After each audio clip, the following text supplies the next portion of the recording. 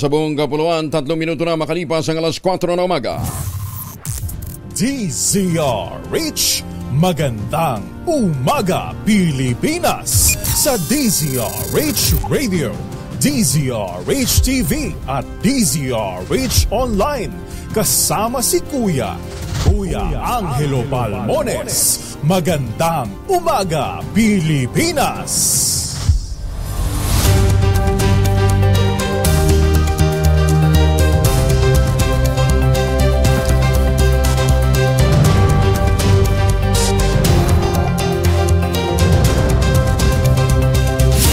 Huwebes na tayo ngayon, ikalabinisa ng Enero 2024.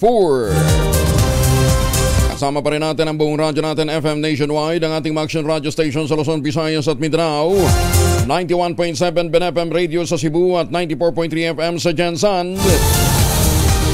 Ito po ang Magandang Umaga Pilipinas. Kuya Angel po si Angel Palmones, makakasama nyo hanggang mamayang alas 6 na umaga.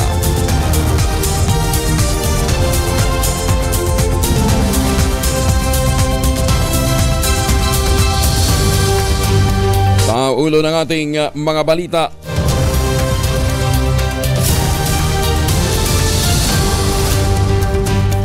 magandang panahon asahan sa malaking bahagi ng bansa ayon sa Pag-asa. Singil sa kuryente ng Meralco, tataas na naman ngayong Enero. Kasunduan sa energy security nilagdaan ng Pilipinas at Indonesia. Pamilya, ilang militanteng grupo nananawagan kay President Joko Widodo para sa pagpapalaya kay Mary Jane Veloso. Bureau of Customs na pigil ang tangkang export shipment ng 7.5 million pesos na shabu patungong New Zealand. Makati LGU pinag-aaralan ng mas mababang real property tax sa lungsod. Pulis na pangunahing suspect sa nawawalang beauty queen sa Batangas no-show sa preliminary investigation. Bagong balita, bagong impormasyon. Kasama si Kuya Angelo Palmones. Magandang umaga Pilipinas! Sa detalye ng mga balita, 3 weather system ang makakaapekto sa bansa kabilang ang northeast monsoon o amihan. Meron ding umiiral na easterlies at localized thunderstorms. Ayon sa Pag-asa, wala silang namomonitor na namang LPA o bagyo na maaaring mabuo o pumasok sa Philippine Area of Responsibility hanggang sa weekend. Sinabi ni Robert Madrina ng Pag-asa, generally fair weather ang mararanasan sa malaking bahagi ng bansa sa susunod na 24 oras maliban sa pagbugso-bugsong mga pagulan at thunderstorms sa dakong hapon o gabi. Ang amihan ayon kay Badrina magdadala ng maulap na kalangitan na may mahinang pagulan sa Ilocos Region, Cordillera Administrative Region, Cagayan Valley, Aurora at nalalabing bahagi ng Central Luzon. Ang pinagsamang epekto naman ng easterlies at localized thunderstorms ang dahilan ng maulap na kalangitan at pulo-pulong mga pagulan sa Metro Manila at nalalabing bahagi ng bansa. Sana nga medyo may kalakasan ho ang dumating na hangin para madala ho yung mga testing tumitira ngayon, sumisira ngayon ng mga halaman dyan po sa Central Luzon. Nakakaranas ng volcanic smog o VOG ang ilang bayan ng Batangas dahil naman sa Bulkan Taal. Ayon sa Batangas PDRRMO, kabilang sa naapektuhan ng moderate VOG ay ang bayan ng Kalaka, Alitagtag, Tui, ayon din ang Barangay Banyaga sa Agoncillo at Barangay Boso-Boso sa bayan ng Laurel. Sa datos pa rin ng PBOK, sumabot ng 1,200 meters ang taas ng volcanic plume. Enero 12 ng 2020 nang pumutok ang Bulkan Taal kung saan nabalot ng makapal na abo ang maraming bayan ng Batangas, Cavite, Laguna at Metro Manila. Asahan naman ang taas singil ng Meralco ngayong buwan dahil sa nagmahal na presyo ng kuryente sa spot market. Inanunsyo ng power distributor na tataas ng 8 sentimo per kilowatt hour ang electricity rate ngayong Enero. Ibig sabihin tataas ng 17 pesos ang babayarang kuryente ng mga kumukonsumo ng 200 kilowatt hour, 25 pesos naman sa mga kumukonsumo ng mahigit sa 300 kilowatt hour, 34 sa 400 kilowatt hour at 42 pesos sa mga tataas sa 500 kilowatt hour. Noong Disyembre, bumaba ng 80 sentimos bawat kilowatt hour ang singil ng kuryente ng Meralco. Magandang umaga kay Congressman Dan Fernandez. Ano ha? Asa na kaya yung sinasabi niyang overcharging na ginawa ho ng Meralco? Tatanong lang tayo. Bakit hanggang ngayon di natin maramdaman yan? Nilagdaan ni na Pangulong Bongbong Marcos at Indonesian President Joko Widodo ang ilang kasunduan sa kanilang bilateral meeting, kabilang dito ang isang Memorandum of Understanding sa Energy Cooperation. Napag-usapan din ang pagpapalakas ang pagtutulungan sa larangan ng infrastructure development, defense and security at people-to-people exchange. Ayon sa Pangulong BBM, isang Indonesia sa pinakamalapit na bansa sa Pilipinas na kapwa naghahangad ng kapayapaan sa ASEAN region. Tinalakay din na Pangulong Bongbong Marcos at Indonesian President Joko Widodo ang isyu ng South China Sea. Ayon sa Pangulong BBM, naging mabunga naman ang diskusyon nila ng Indonesian President tungkol sa regional events at mutual interest tulad ng development sa South China Sea at ASEAN cooperations and initiatives. Kapwa pinanindigan at suportado ng mga ito ang 1982 United Nations Convention on the Law of the Sea o UNCLOS. Nagkasundo rin silang palakasin ang kasalukuyang kasunduan ng Pilipinas at Indonesia sa usapin ng politika, seguridad, enerhiya, ekonomiya at maging sa kapayapaan sa Bangsamoro Autonomous Region in Muslim Mindanao. Sumugod naman sa Mindiola, nagsagawa ng kilos protesta ang pamilya ni Mary Jane Veloso kasama ang Migrante International at iba pang mga militanteng grupo para manawagan sa Indonesian President na si Joko Widodo na mapalaya ang nasabing OFW na convicted sa kasong drug trafficking sa Jakarta. Sigaw ng grupo, clemency at kalayaan para kay Mary Jane. Maging ang Department of Foreign Affairs ay muling umapila sa kanyang Indonesian counterpart para sa clemency ni Mary Jane ilang oras bago pa man dumating si Widodo sa bansa noong Martes ng gabi. Bukod sa migrante, kasama rin sa umapila kay Widodo ang mga kinatawan mula sa Makabayan Bloc, National Union of People's Lawyers at ang Taong Simbahan. Nakapait pa rin si Mary Jane sa Indonesia at nanganganib na matuloy pa rin ang parusang bitay na ipinataw sa kanya. Nagpaabot naman ng liham ang pamilya ni Mary Jane Veloso kay Pangulong Bongbong Marcos gayon din kay Indonesian President Joko Widodo. Ayon kay Migrante Philippines Chairperson Arman Hernando, pinayagan ng Presidential Security Group ang legal counsel ng pamilya Veloso na pumasok sa palasyo para ibigay ang liham. Kinumpirma naman ni Migrante International Chairperson Joanna Concepcion na tanggap na ng dalawang pangulang liham na umapilal para sa paglaya ni Veloso.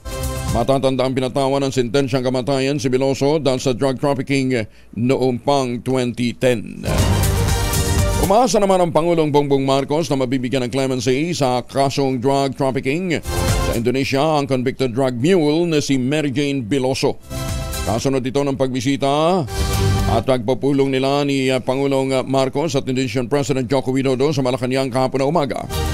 Ayon sa Presidential Communications Office, nabigyan din sa 3 araw na official visit ni Widodo ang hinggil sa kaso ni Veloso bukod sa ginagawang pakikipag-usap ni Foreign Affairs Secretary Enrique Manalo sa kanyang counterpart sa Indonesia.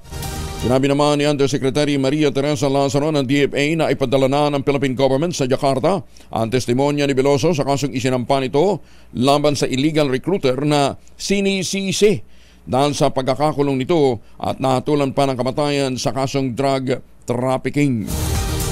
Iginit ni Undersecretary Lazaro, hindi nawawala ng pag-asa ang Pangulong BBM na makatutulong ang mga ginagawang hakbang ng gobyerno upang mabawasan ang tensyon na o kung hindi man ay mabigyan si Veloso ng clemency para makaalis na sa death row. Nabatid pa kay Lazaro noong pang Pasko, nakasama ni Veloso ang kanyang pamilya sa tulong ng DFA at ng Philippine Embassy sa Indonesia. Samantala, ligtas namang nakauwi ang 2 OFW sa probinsya ng North Cotabato mula sa Saudi Arabia. Ayon kay Governor Emilio Lala Talino Mendoza, kinilala ang mga ito na sina Llewellyn Palma at Evelyn Andia na kapwa nagmula sa Barangay La Fortuna sa Bayan ng Mlang. Agad ay nilapit ng pamahalaang panlalawigan ng Cotabato sa OFW Help Desk ang nasabing mga Pinoy dahil iniinda nila ang kanilang karamdaman at hindi na maganda ang pagtrato sa kanila ng mga employer. Mabilis na tinugunan nito ni na Pangulong Bongbong Marcos, Overseas Workers Welfare Administration, Gayon din ang Department of Migrant Workers, Trade Union Congress of the Philippines na pinamumunuan ni Deputy Speaker Raymond Democrito Mendoza. Gayon din ang Embahada ng Pilipinas. Sa pagbisita ng OFW sa tanggapan ni Governor Lala Mendoza, personal na nagpaabot ng pasasalamat sa ina ng lalawigan ang mga nakabalik na OFW dahil sila'y nasa piling na ng kanilang mga pamilya. Naharang naman ang Bureau of Customs ang tangkang pag-export ng 7.5 million pesos na halaga ng shabu sa isang kargamentong idiniklara bilang shaft drive model sa Port of Clark patungo ng New Zealand noong January 3 ng taong kasalukuyan. Ayon kay Customs Commissioner Benvenido Rubio, galing ang nasabing kargamento sa Parañaque City, ngunit nang isa lang sa extra inspection project. Nakita rito ang kahinahinalang bagay.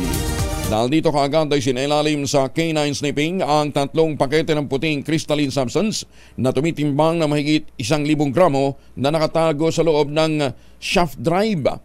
Nagpalabas na si District Collector Erastus Sandino Austria ng warrant of seizure and detention laban sa package dahil sa paglamag sa Republic Act 10863 o Customs Modernization and Tariff Act, gayon din sa RA 9165 o Comprehensive Dangerous Drugs Law. Pinuri ni Rubio si Austria at ang mga tauhan ito sa Port of Clark sa pagpigil sa pag-export ng pinagbabawal na sangkap sa paggawa ng shabu. Sa ilalim ng liderato ni Rubio, pinagtingpa ng BOC ang kampanya nito laban sa mga kontrabandong tinatanggang ipasok at ilabas sa bansa kasama na ang illegal drugs. Mamalengke muna tayo. Nasa Kamuning Market ngayon si Noche Cacas.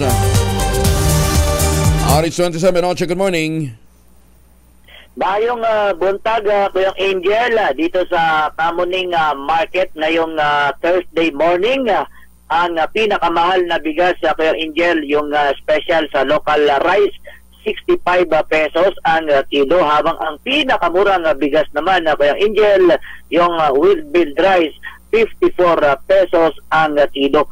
Ang bangos naman, Kuyang Angel, mataas yung large size na bangos, 280 ang kilo. Yung bangos naman, yung yung regular size lang, 180. Isama na rin natin yung tilapia, 160 ang kilo. Habang ang galunggong, 300 ang kilo.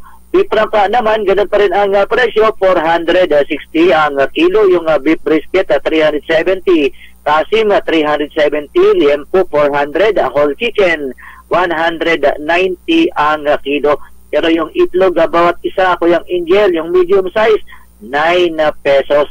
Ang ampalaya naman, tumaas na sa 150 ang kilo. Yung sita, 120. At ang pechay native, 100. Kalabasa, 60. Ang talong, tumaas na sa 130 ang kilo. Habang ang kamatis, 70 pesos. Ang cabbage naman, 60 pesos. Carrots, 100. Habichuelas, tinatawag na baggy beans, 100. White potato, 140. At ang pechay bagyo, 80 pesos ang kilo. Sibuyas sa pula, Kuyang Angel, yung local, 160 ang kilo. Yung onion white imported, 140. Garlic imported, 150. At ang siling labuyo, ganun pa rin ang presyo, 250 ang kilo. Yung kalamansi naman, 90 pesos. Lakatan, 120. Latundan, 80. Ang papaya solo, 70 pesos. Habang ang mangga, ganun pa rin, 200 ang kilo. Ang sugar white naman, 88 pesos. Sugar was, 85.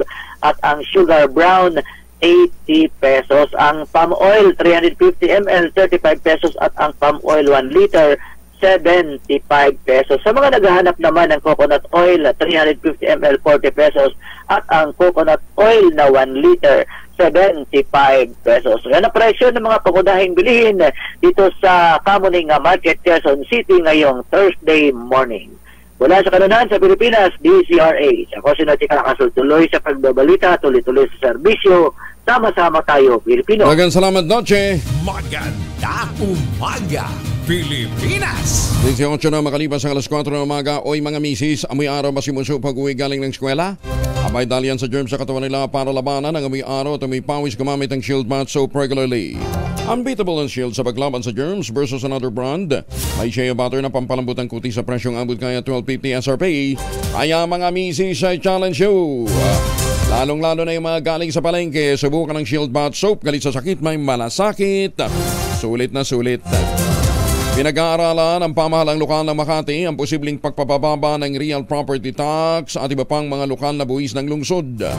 Sa kanyang ikawalong State of the City address na dinaluhan ng mga opisyal at mga miyembro ng Rotary Club of Makati, nagbigay pugay si Mayor Abby Binay sa business community bilang matatag na katuwang sa pag-unlad ng lungsod.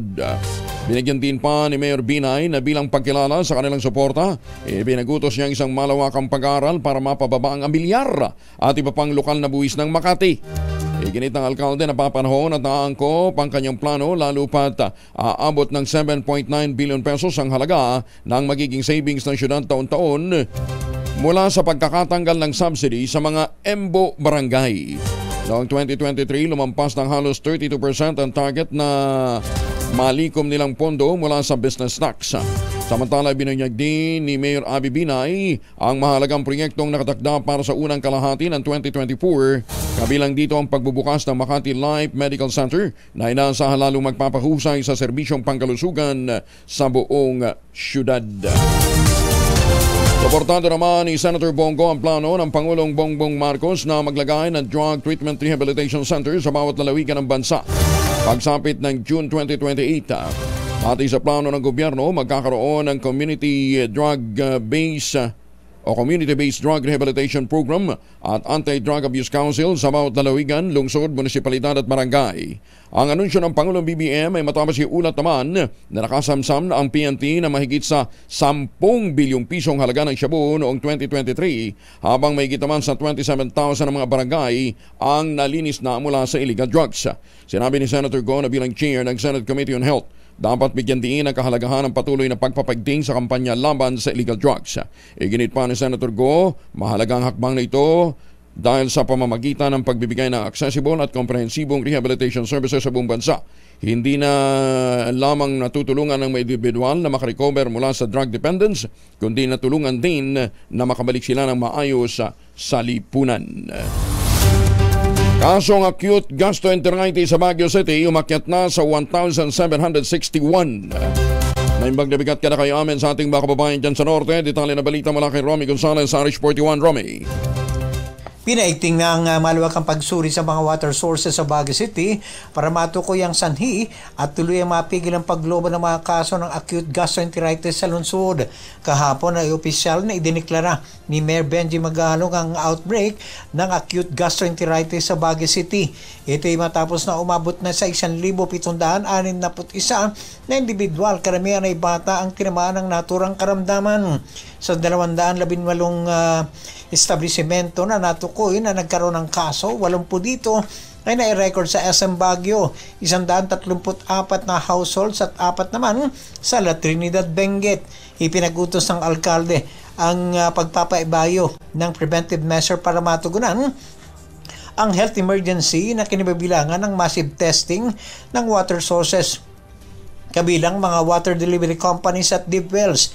Minamadali ang investigasyon, pagsuri sa natukoy na water sources ng mga apektadong establishmento para agad na makuha ang resulta nito. Dito nila tutukuyin ang sanhi ng mga kontaminasyon para agad itong mabigyan ng kaukulang lunas. Nagsagawa na rin ng water testing ang Baguio Water District sa kanilang 67 water sources para makatulong sa investigasyon. Kaugnay nito, inatasan lahat ng food establishments na may naitalang kaso ng acute gastroenteritis na iwasang magsilbi ng filtered na tubig, sa halip ay purified water na lamang ang isilbi sa kanilang mga customers.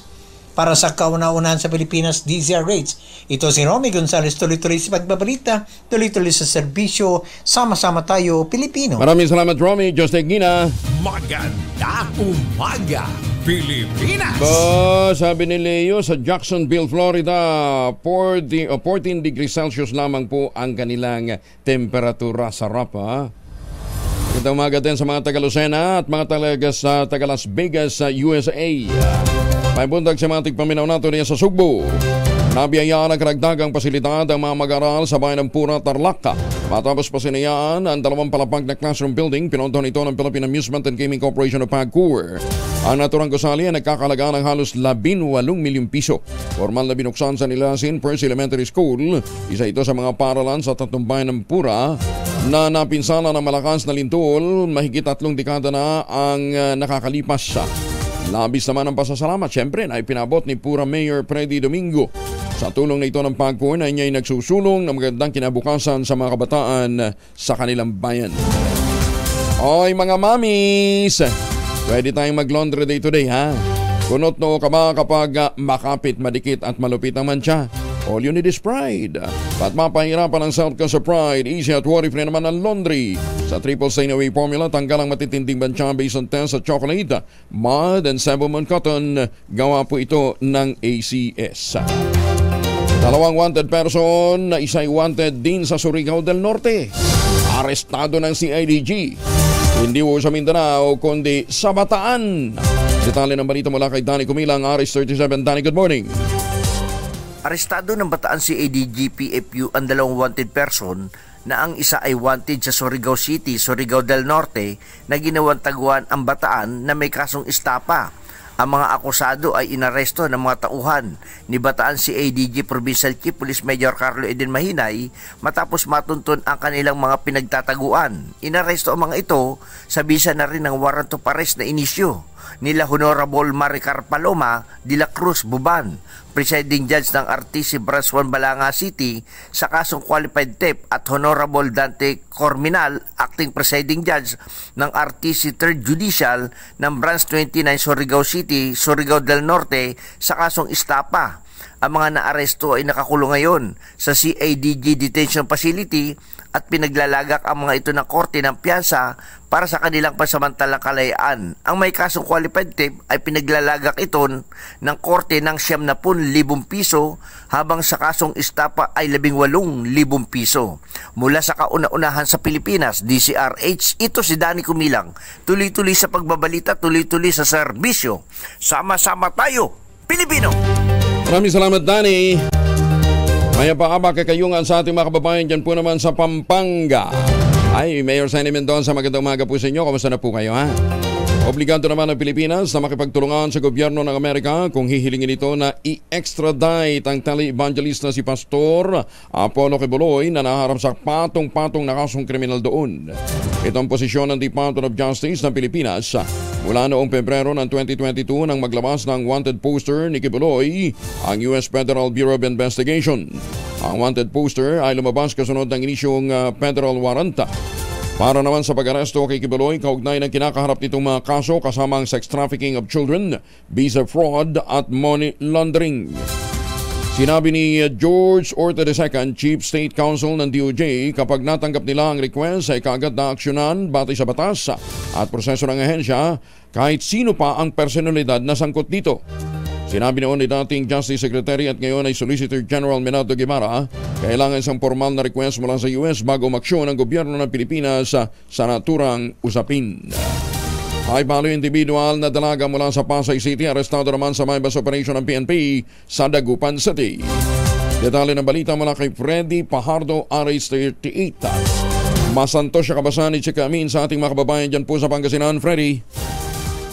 Nasa kustodiya ngayon ng Dagupan City Police Station ng 41 anyos na dalaga na high-value individual matapos itong masakote sa nilatag na anti-drug bypass operation ng PNP Provincial Drug Enforcement Unit. Sa ulat ni PDEU Chief Police Major Leo Llamas, alas 3:30 ng madaling araw kahapon kasama ng kanilang tropang Dagupan City Police at PNP Drug Enforcement Group Special Operation Unit, PDIG SOU-1, nang isagawa nilang operasyon laban sa suspect na kinilalang si Karen Kate Sapnet E. Brown, 41 years old, walang asawa, caregiver at residente ng Luna Street, Pasay City, Metro Manila. Categorized as high-value individual. na nakipagtagpo ito sa barangay Binloc, Dagupan City sa kanilang tauhan na nagpanggap na buyer at matapos magbenta ng 6 na plastic sasinang Cebu kapalit ng mark money, agad itong dinakma ng mga otoridad na samsam sa suspect ang mark money ginamit sa operasyon. Tumitimbang ng humigit kumulang 55 gramo na may halagang 374,000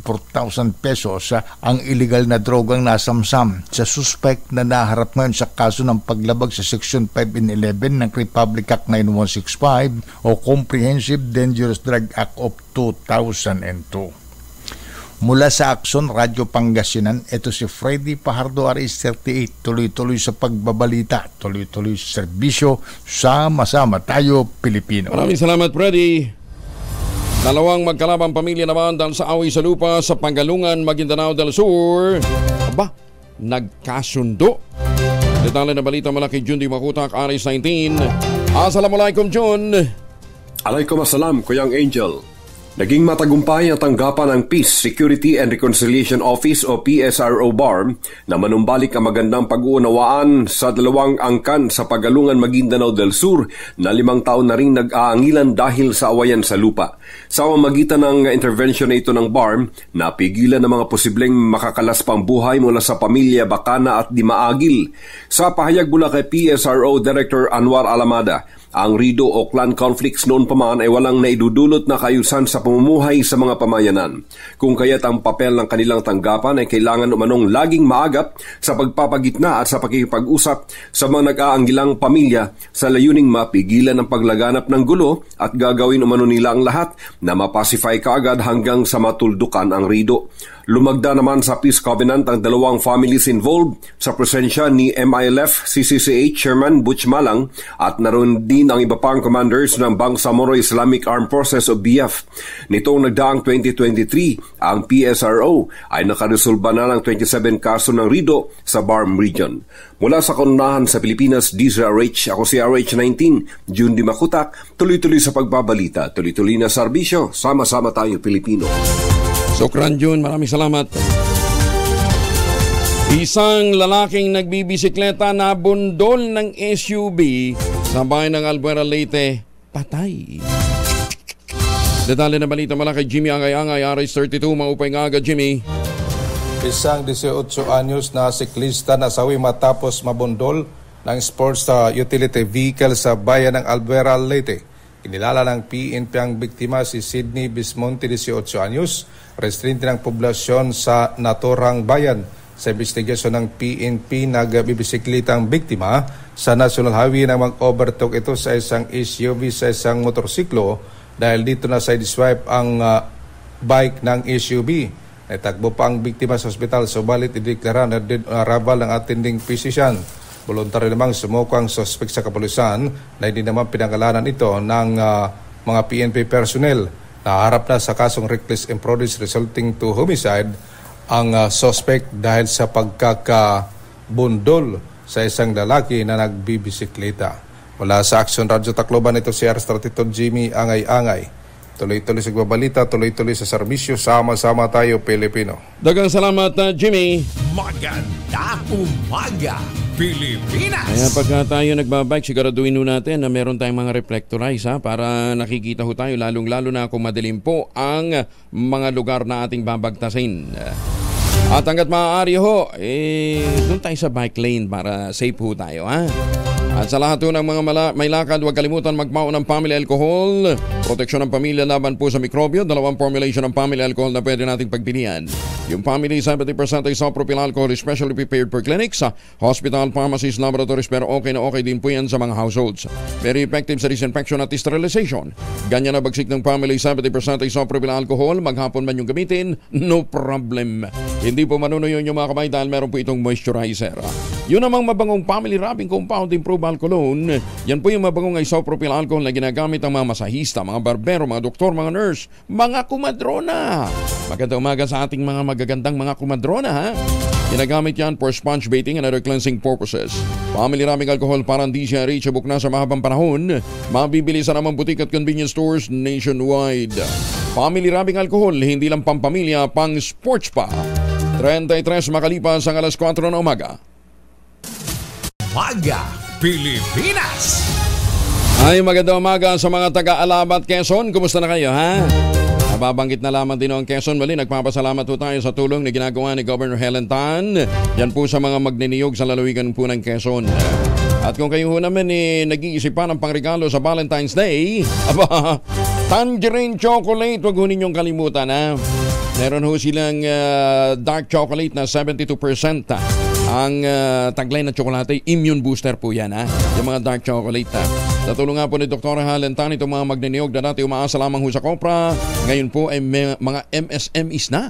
Meron na ho silang mga sarili mga negosyo dahil po sa ipinoproduce nilang high quality ho ng cacao beans na ipinoprocess naman para maging tangerine chocolate. Available sa 0919-0955-935 o dili kaya sa tangerinechocolate.ph. Yan din ho ninyo makikita sa tangerinechocolate.ph yung iba't ibang mga variants po ng tangerine chocolate. Ang sabi nga po ni Dr. Helen Tan, sino bang magmamalasakit sa Pilipino kundi kapwa Pilipino? Saan man pong panig ang mundo kayo naroroon, tangkilikin po natin ang gawang atin, tangkilikin natin ang tangerine chocolate.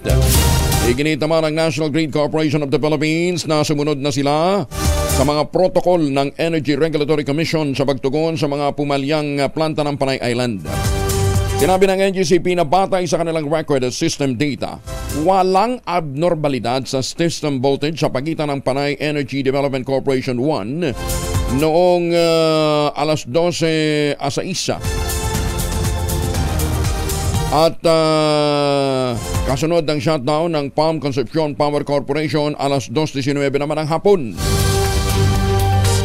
Binanggit din ng NGCP ang Philippine Grid Code Section 6, 2 at saka 3, ganyan din ang 4, kung saan nakasaad na bawal magsagawa ng manual corrective intervention kung merong unplanned outages ang isang planta at nananatili naman itong stable upang maiwasan ang ikalawang insidente.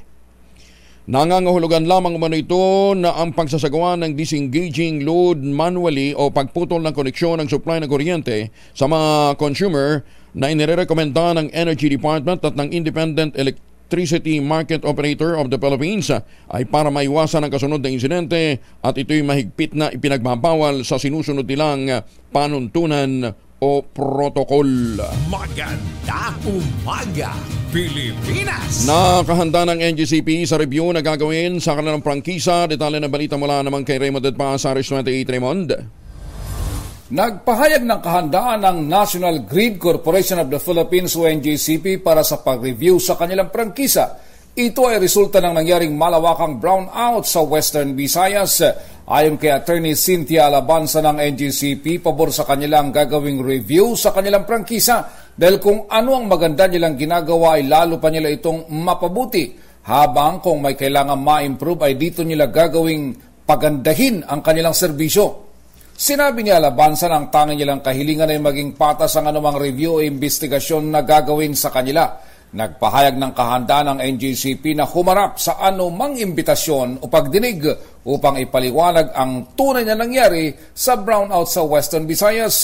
Sa hearing ng Senate Committee on Energy, itinuro ni Senator Raffy Tulfo ang NGCP na siya umunong may malaking pananagutan sa nangyaring brownout sa Panay at Negros Island noong January 2 hanggang January 5. Narito si Attorney Cynthia Alabanza ng NGCP.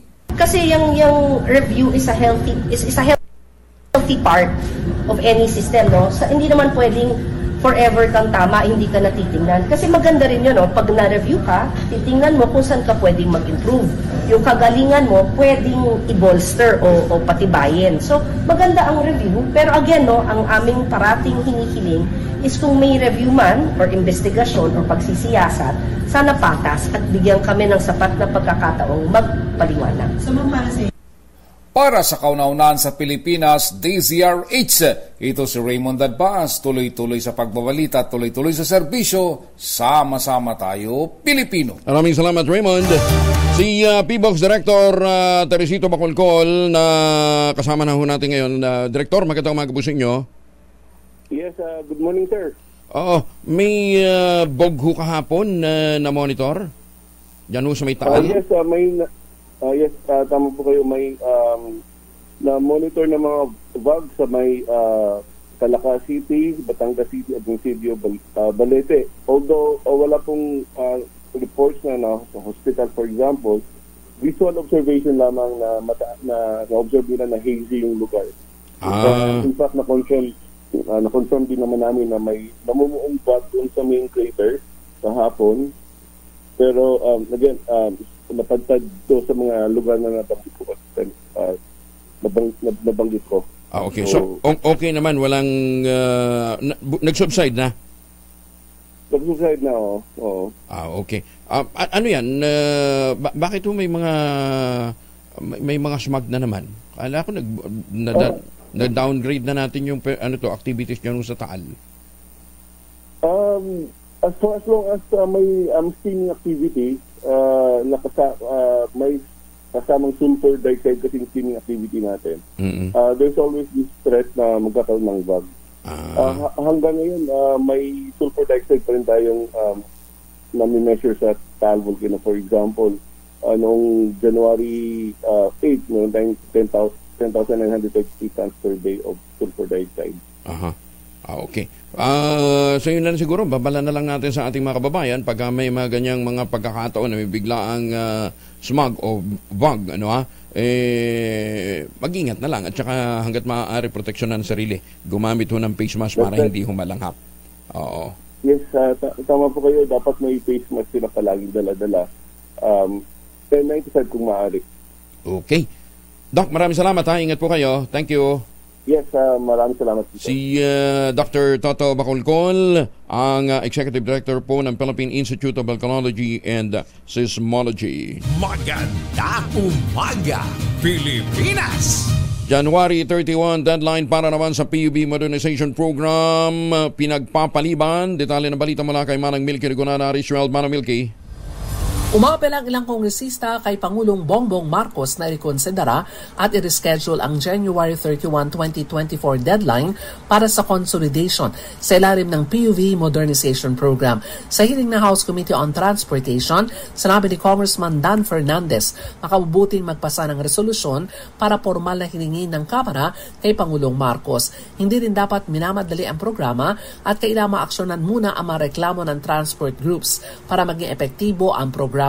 Sa panig ni Congressman Romeo Acop, chairman ng House Committee on Transportation, maghahanda ang Committee Secretariat ng draft resolution na pagbobotohan sa susunod na hearing. Bilang sagot, sinabi ni LTFRB Chairman Shofilo Guadis III, kukonsultahin nila si Transportation Secretary Jaime Bautista sa request ng mga kongresista. Para sa kauna-una sa Pilipinas, DZRH, ako si Milky Regunan. Tuloy-tuloy sa pagbabalita, tuloy-tuloy sa serbisyo, sama tayo, Pilipino. Maraming salamat, Manang Milky. At sa showbiz naman, lumalala daw po yung isyong hiwalayan ni Richard Gutierrez at Sara Labati. Akala ko ba nag-okay nito? Akala ko ba intrigahan lang huli yun ni Bianan? Detalye na balita mula kay Gorgie Rula. Gorgie, good morning. Lalong lumalala ang isyong hiwalayan ni Richard Gutierrez at Sara Labati na patuloy na sinusubaybayan ng mga netizens.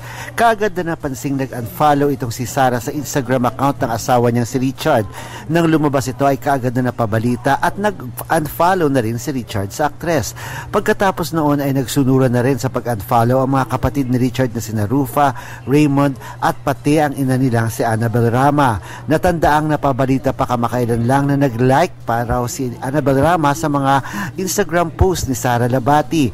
Nagulat si Tita Annabel dahil hindi naman daw niya iyon ginawa. Ang duda ng ina ni Richard ay may mga apural daw nito ang gumawa dahil kinuha ron nito minsan ang cellphone niya. Pumutok din ang balitang nakitang magkasama sina Richard at ang aktres na si Barbie Imperial, pero kaagad na nag-react ang mga taong malapit sa aktor na walang mali siya raw iyon dahil magkaibigan lang daw talaga ang dalawa. Ang duda tuloy ng iba ay baka dahil sa pagkakalink ni Richard kay Barbie kaya nag-unfollow na rin si Sara sa Instagram. Pero wala pa rin may mga nagsasalita sa estranged couple, may mga nagchichismis pang baka umabot pa raw ito sa demandahan, kaya yan na lang ang ating aabangan. Mula sa kauna-unahan sa Pilipinas, DZRH, ito po si Gorgie Rula, tuloy-tuloy sa pagbabalita, tuloy-tuloy sa serbisyo, sama-sama tayo, Pilipinas. Bagong balita, bagong impormasyon, kasama si Kuya Angelo Palmones. Magandang umaga, Pilipinas! 45 makalipas ang alas 4, hawak na ng Cybercrime Investigation and Coordinating Center ang video evidence laban sa Sinasabing destabilization vlog ni retired General Johnny Macana Sr. Ayon kay CICC Executive Director Alexander Ramos, nakaanda silang i-turn over ang mga nakalap nilang ebidensya mula sa YouTube channel ni Macanas. Ito'y lalo't binuraan niya ng retiradong general ang lahat ng kanyang vlog sa kanyang YouTube account. Sinabi ni Ramos na makikita si Macanas sa isang video na nananawagan ng pagbagsak ng kasalukuyang gobyerno. Ibinunyag naman ni Senator Amy Marcos na 20 million pesos ang sinasabing suhulan sa kada distrito para sa signature buying sa mga nagsusulong ng charter change via People's Initiative. Sa panayam ng DZRH kay Senator Marcos, sinabi niya siya mismo nakatanggap ng dokumento para sa signature campaign. Kukunin naman ang malaking halaga mula sa assistance program ng gobyerno sa ilalim ng DSWD, Department of Health at ang Department of Labor and Employment. Ayon sa Senadora, 10 milyong piso ang tatanggapin ng congressional districts na may malaking signature turnout mula sa medical assistance to indigent parties program ng Department of Health. Tig 5 milyong piso naman mula sa assistance to individuals in crisis situations o ayuda sa kapusakita program ng DSWD at tupad program ng Department of Labor and Employment. Bira talaga, nakatanggap nga ako, may nagkamaling malaki. Pinadala ba naman sa akin na aalokan daw ako ng 20 million total kapag nakapag-produce kami sa atin ng 20,000 signatures by January 13. At ang ibibigay, 20 million, may AIX mula sa DSWD, may MAIP sa DOH, may tupad sa DOLE. Yun ang bribery scandal. Sabi ko, hindi naman binibenta yung konstitusyon. Gaya ng alegasyon ni Albay Representative Ed Salagman, sinabi ng senador, inalok din ang mga local chief executive ng 5 milyong piso hanggang 20 milyon pesos na halaga ng proyekto mula nga sa DSWD, Department of Health at DOLE. 100 piso niya ang bilihan ng pirma ng bawat botante upang palabasin na may People's Initiative na nagsusulong ng amyenda sa 1987 Constitution. Tumanggi naman ang kapatid ng Pangulong BBM na tukuyin kung sino ang nasa likod ng vote buying initiative, pero posible niyang mga opisyal nito na may access o control sa budget.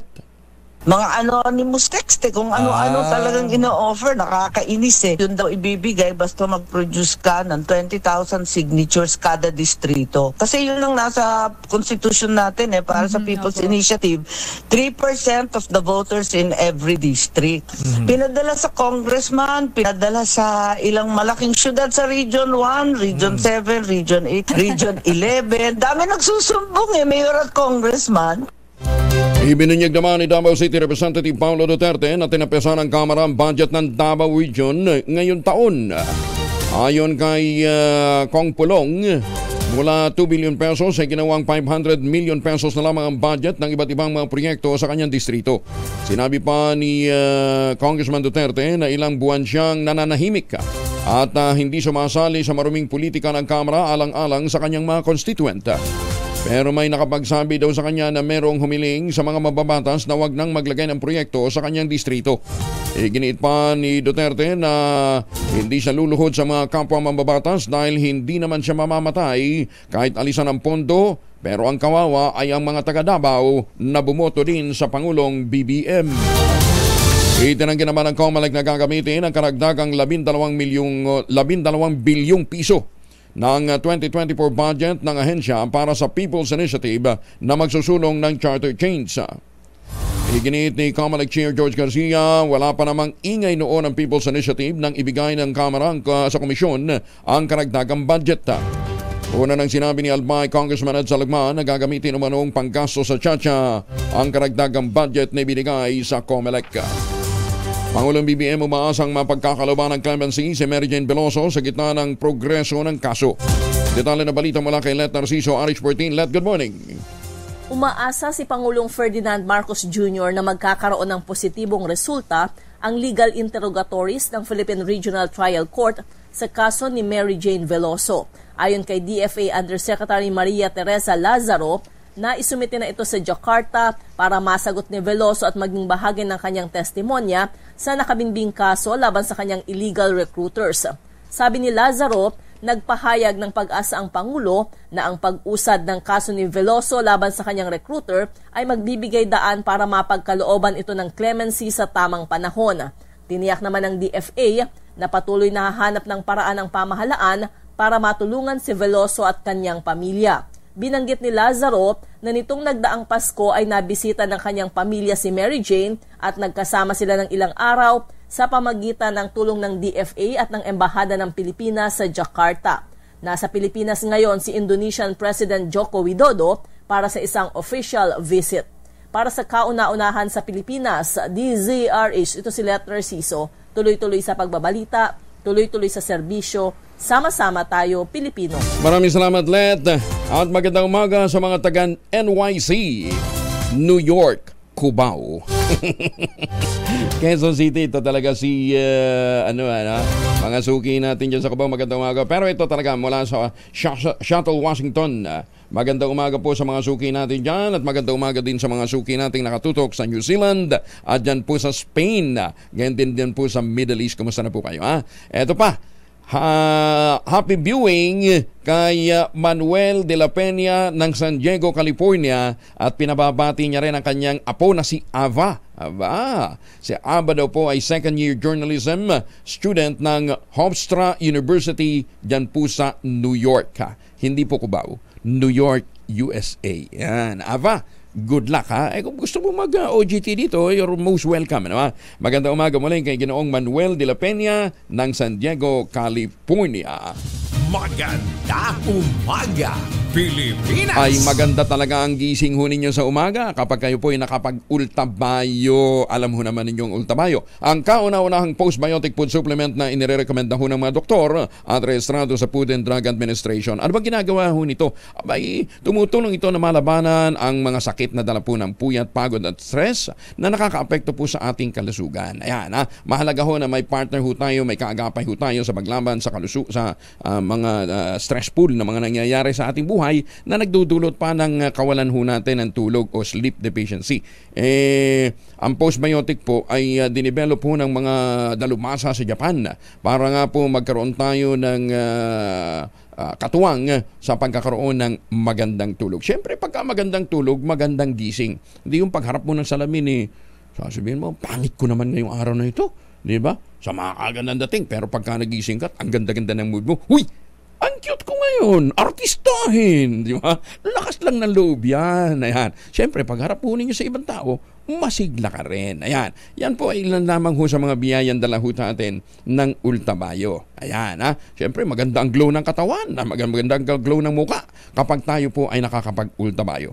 Ngayon, para ho sa inyong mga katanungan, mag-text po kayo sa 0917-110-6580. May mga nakastambay na pong mga medical health expert na po pwede ho mag-recommenda sa inyo ng mga dapat gawin sa inyo pong mga nararamdaman. 0917-110-6580 kahit kayo po ay nasa abroad. Ang Ultabayo po naman, ang kauna-unahan nga pong postbiotic food supplement na rekomendado po ng mga doktor at rehistrado sa Food and Drug Administration, available sa Mercury Drug Stores nationwide. Sa mga taga Davao at mga taga Cotabato, available din po ito sa Amesco Drug. Magandang umaga, Pilipinas! 6 na minuto na lamang, alas 6 na umaga. Walang katapusan yata ang problema ng ating mga magsasaka. Ngayon ho naman, dinadali po ng harabas ang marami pong taniman ng sibuyas dyan po sa Central Luzon. Si Mang Eric Cabral mula po sa Nueva Ecija kasama natin. Mang Eric, magandang umaga po sa inyo. Mang Eric. Mang Eric. Nakatulog yata si Mang Eric. Mang Eric. Yuhu! Sige, Manu, pakicheck mo nga muna. Oo, napag-uusapan na lamang din po ang Central Luzon. Baka naghahanap po kayo ng magandang bahay. Plus a chance to win a trip for two patungo ho sa anumang Asian destination. Thailand, Taiwan, Japan, Hong Kong at Singapore. Yan po yung mga chance nung mapuntahan. Kapag kayo ho ay nagpa-reserve ng bahay sa mga proyekto po ng West Coast Realty dyan po sa Central Luzon. Yung sa Vera Mabalacat, sa Vera Bacolor at saka sa Mira. Ayan, Aba, ito pa rin ho ang pangarap na magkaroon ng sariling bahay sa presyong abot kaya 20 mil pwede ka na maglipat bahay agad kagatapos ng take-out ng Pag-ibig Housing Loan na 7 days lang hihintayin mo. Ito na po ang pinakamurang ready for occupancy project dito po sa Pilipinas at may easiest term, 5% lamang po ang down payment, pwede pang hulugan. Kaya ano pang iniintay po ninyo? Ito pa rin ang pangarap na magkaroon ng sariling bahay sa presyong abot kaya plus chance to win at 342 to Asian destination na Thailand, Taiwan, Japan, Hong Kong at Singapore. Ang gagawin ho ninyo, tumawag na at mag-inquire ngayon din sa 0996-501-5555 o dilikan sa 0947-434-5555. Kung kayo po ay mga OFW, tawagan po ninyo ang inyong mga mahal sa buhay na magpa-reserve sa 0996-501-5555 at 0947-434-5555. Ang sabi nga po ni Ginoong Nico Valencia, stop renting, start owning. Maganda umaga, Pilipinas! Paano ka nga naman bibili ng bahay kung hinaharabas naman ang iyong sibuyas? Mang Eric, magandang umaga po sa inyo. Good morning po. Gano'ng kalawak ang perwisyo sa atin? May mga lugar po rito sa Bungabon na inatake ng harabas. Mga ilang porsyento na po ang napipinsala? Siguro mga 30% na po. Naku, 30%. Ano yan? Paani na o pasibol pa lang? Yung namumuo pa lang? Siguro po yung pasibol pa lang iba may laman pa lang yung bubot. Bata pa yung sibuyas. Mga bubot pa, hindi pa natin pwedeng anihin. Opo, kaya lang napupersa na silang anihin para may pakinabang yung mga magsasaka. Teka muna, lagi naman taon-taon may ganitong problema. Wala bang intervention na nagagawa talagang DA? Inya po ang sa problema namin Meron po kaming ginagamit na medyo parang nai-immune na yung mga uod sa ginagamit naming mga lasod dito. Hindi ba nauubos yung lintik na armyworm na yan? Di ba, taon-taon na lang taon-taon silang kinokombat pag panahon ng harabas. Nag-hibernate lang? Opo Nagiging ano ba siya? Nagiging moth ba siya? Pagka nagiging moth siya. Opo, tama. Kaya pagka nagiging moth, lumilipat, nagpupunta na sa ibang lugar. Opo, pagka nag-hibernate siya, mangingitlog. Pag nakapisa, marami, libo. Kaya mahirap siyang awatin. Tapos, usually, mga anong stage ng paglaki ng sibuyas ang kanyang inaatake? Itong ganito? Mga bata pa po, halos yung iba, katatransplant pa lang, tatanim pa lang, inaatake na Cutworm muna, tapos yung harabas na. Paano ba makikita kung nadali ng harabas? Tuyo? Makikita niyo po yung sibuyas, kinakain niya ng lahat, ang ititira lang, kaprasong-kapraso na lang yung matitira sa halaman mo. Sa loob ng magdamag siguro, hektarya, halos ubos Ganun? Opo. Ganun katindi pag umatake. Pagka hindi mo na agapan yung sibuyas mo. Ayun ang ginagawa nyo, bukod doon sa pag-i-spray. Kaya sa inyo, parang nakaranas na, nagkaroon ng immunity yung uod Opo. Anong ginagawa nyo? Talagang tsaga po. Maghapon, minsan araw-araw nagbobomba na. So talagang bomba lang talaga ng pesticide po pwede? Opo. Salit-salit ko anong laso ng maganda. Meron pa kang iba gumagamit na ng efficacent oil Ewan ko kung totoo yun. Baka naman hindi. Nagkakanya-kanya na po sila ng sariling para mapuksa lang yung harabas. Baka pagka ginamitan ho nyo, efficacent oil, magmasahe lang yun, ganahan palalo pumunto. Manatili. Teka muna. Pero seriously, anong assistance yung binibigay ho ng DA? Ala nga po silang binibigay na pero nagparating ho. Nanawagan nga po kami magsasaka, sibuyas. Paano masusolusyon yung problema namin? Mga ilang libo ho ba yung magsisibuyas dyan sa inyong area? Sa siguro di bababa sa 4 o 5. 4 hanggang 5,000? 5 hektarya, opo. Hindi, hektarya, pero ilang magsasaka yung nagsisibuyas? Marami po, dahil mga nakikisama hindi ko lang po matagtya kung ilan yung mga Sa bawat isa, sabihin nyo na sa hektarya, Ang naging hawak nila, iba may kalahati. Oo. Ganun katindi. Ano? Dapat sana kailan na i-harvest yan? Ito po siguro itong matapos-tapos ng February, start na kami rito na mag-harvest dapat. Opo. Pero meron pa isa-isa po rito kasing mga nagpatio na yung mga ikapalusot. Oo. Mahina na may ani dahil yun nga po, ang unang naging problema namin yung tubo ng sibuyas, yung pagtubo, mahina. Tapos nasundan pa ng harabas. Ito naman po ang problema namin ngayon, yung pangalawa, harabas na. Nako. Hindi nga po namin alam kung paano maibabangon itong puhunan pagkaganyan. Tapos, presyo pa. Pababa ang presyo, hindi pataas dapat man lang po, hindi man lang bumaba man lang sa 50 o 60 ang presyo ng sibuyas. Kung hindi, magkakalugihan po. Nako. Sabi niyo, meron pa bang nabili ng 40 hanggang 50 na farm gate? Ang farm gate po dito 30, 32, 35, naglalaro po sa ganun Kaya nga, teka muna, ano naman kayo? Kayo naman naka-insure sa crop insurance? Hindi po Nako. Di ba, cash crop pwedeng insure doon? Di ba, yung bang premium doon hindi sagot ng DA? Hindi po. Nako. Eto, may nagsasuggest, neem oil extract daw po. Oo, ang halo. Organic ito at hindi pa nakakalason. Ginagamit daw sa Florida yung neem oil extract. Kaya lang, wala naman masyadong nagtatanim ng neem oil, neem tree dito sa atin Di ba? Opo.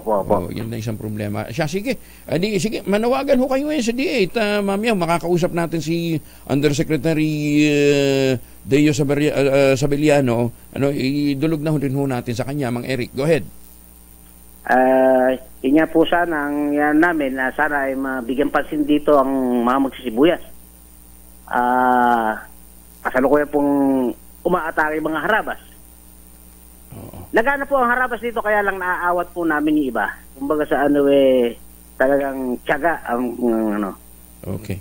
pag-i-spray namin. Hanggang Nueva Ecija. Yung iba pong mga magsisibuyas dito ay halos sumurrender na Hindi na nila kayang awatin. Talagang yung sibuyas nila wash out na. Ala nang pakikinabangan. Teka mo. Hindi na kayang i-survive yung sibuyas nila. Nueva Ecija lang apektado? Nueva Vizcaya? Kasi bakit pinakamalawak Nueva Ecija? Nueva Ecija po. Dito, sa Bungabon, Nueva Ecija. Pinakamalawak Nueva Ecija Opo, dito po ang capital ng sibuyas. Sige, Mang Eric, sige. Mamaya, idulog natin yan kay Yusek Sabeliano. Maraming salamat po. Ingat po kayo. Okay po. Maraming salamat din po. Si Ginoong Eric Cabral, pinuno po ng mga magsasaka, magsisibuyas dyan po sa Nueva Ecija. Magandang umaga, Pilipinas! Si Kaobet Badrina mula naman sa Pag-asa. Kasama na natin, Kaobet, na kahapon bigla yung ulan. Ngayong araw na ito, anong inaasahan natin? Posible pa rin magandang umaga sa ating lahat ng mga tagapakinig, Sir Angel. Posible pa rin yung mga mahihinang pag-ulan sa pag-iral ng northeast monsoon. Medyo lumalakas kasi yung ating hanging amihan, kaya nga may gale warning pa rin tayo. Nadagdagan yung mga lugar na may gale warning. Kasakop na nito yung mga baybayin ng Ilocos Norte, Cagayan Province, Batanes, kasama yung Babuyan Island. So delikadong maglayag yung mga maliit sa kayang pandagat at malilit na mga bangka sa bahagi yun ng ating bansa. Ngayon dito naman sa bahagi naman ng Bicol Region at Quezon Province, sa pag-iral ng shear line o yung banggaan ng mainit at malamig na hangin, inaasahan din natin ang maurap na kalangitan na may kalat-kalat ng mga pag-ulan, pagkilat, pagkulog sa bahagi ng silangang bahagi ng Southern Luzon. Sa nalalabing bahagi ng Luzon, kasama dyan yung Kamaynilaan, posible yung mga pulupulong mahihinang pag-ulan na dulot ng northeast monsoon, habang may mga pagkilat pagkulog tayo sa Visayas at sa Mindanao. Sa ating huling mga datos, wala pa rin tayong minomonitor na low pressure area. Posible hanggang pagkatapos ng linggong ito, hanggang weekend, wala tayong inaasahang magiging bagyo sa loob ng Philippine Area of Responsibility. So yan ang magiging lagay ng panahon para wala nakataas na gale warning, Kaobet? Meron tayong nakataas na gale warning, particular na sa mga baybay ng Ilocos Norte, Cagayan Province, Batanes, kasama yung Babuyan Island. Okay, sige. Teka muna, temperatura ng Baguio? Sa Baguio po, ang agwat ho ng temperatura natin ay nasa 15 to 16 to 23 degrees Celsius. Masarap pa. Oh, lamig dun. Pero hindi pa rin bumababa ng normally pag ganito na umabot na dapat ng mga 13. Ayan. So, nasa 15, 16 pa rin ho tayo. Maalinsangan pa pala yung lagay na yun, ha? Medyo mataas pa rin yun kumpara ho dun sa usual natin na sige. temperatura. Na temperaturan dapat asahan. Sige. Kaobet, maraming salamat. Magandang umaga. Salamat po. Si Obet Madrina mula sa Pag-asa, pero kahit na ho hindi magiging pangmatagalan yung mga pagulan, kailangan pa rin i-ready ho natin yung proteksyon ng pamilya laban ho sa mikrobyo, lalong-lalo doon sa mga lugar na posibleng bahain. Dalawang formulation ng family alcohol na pwede natin pagpilian. Yung family 70% isopropyl alcohol, especially prepared for clinics, hospital, pharmacies, laboratories, pero okay na okay din po yan sa mga households. Very effective yan sa disinfection at sterilization. Ganyan ang bagsik ng family 70% isopropyl alcohol, maghapon man natin gamitin, no problem. Hindi po manunuyong inyong mga kamay dahil meron po itong moisturizer. Yun namang mabangong family rubbing compounding proval cologne. Yung mabangong isopropyl alcohol na ginagamit ho ng mga masaista, mga barbero, mga doktor, mga nurse, mga kumadrona for sponge bathing and other cleansing purposes. Family rubbing alcohol parang di siya subok na sa mahabang panahon. Mabibili sa namang butik at convenience stores nationwide. Family rubbing alcohol, hindi lang pampamilya, pang sports pa. At magandang umaga kay Senator Lito Lapid, kay Supremo. Nagtatanong siya, bakit naduhula na yung mahiwagang tunog?